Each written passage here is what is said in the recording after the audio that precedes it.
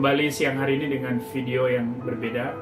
Saya ingin membahas soal jemaah tabligh yang didirikan tahun 1927 di India oleh Muhammad Ilyas Al-Kandhlawi, dan sampai hari keanggotaannya hampir 100 juta orang di seluruh dunia, terutama di Asia Selatan dan juga Asia Tenggara.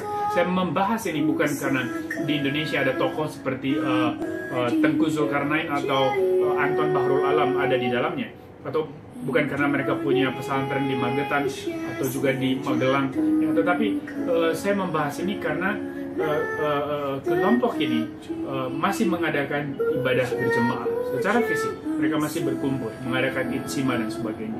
Ya, dan juga bukan concern saya untuk membahas di video ini soal keterlibatan jamaah tabligh di dalam kudeta militer Pakistan tahun 1995 atau keterlibatan mereka di Al-Mujahidin, Tarekat Al-Mujahidin di Pakistan, termasuk juga Taliban Afghanistan.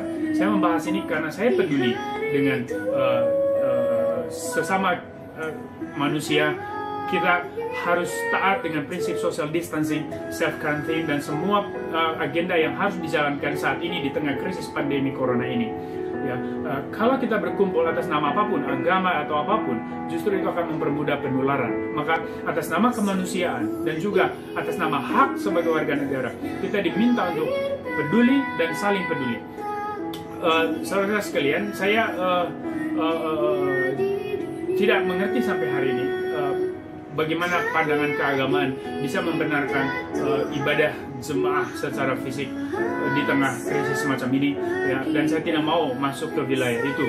Tetapi saya lebih ingin mengundang kita semua, termasuk jamaah tabligh, untuk atas nama kemanusiaan kita dipanggil oleh sejarah untuk peduli dengan yang lain. Jadi buang jauh-jauh arogansi keagamaan, arogansi apapun yang ada di kelompok maupun di dalam diri kita. Kita harus peduli, kita harus solider, karena sebagai manusia kita semua sama dan setiap nyawa sangat berharga. Maka mari kita peduli dan mendukung pemerintah, mendukung TNI, Polri, Badan Intelijen, dan semua institusi negara yang hari ini bekerja keras untuk mencegah penularan ini meluas sampai ke tingkat desa, untuk mengurangi jumlah orang mati karena virus ini.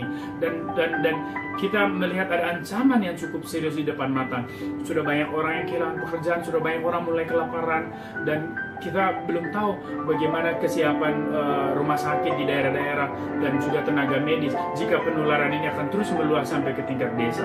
Saya pribadi sangat prihatin, ada beberapa orang Flores tertular setelah kembali dari acara ijtima di Sulawesi. Dan ini contoh kecil.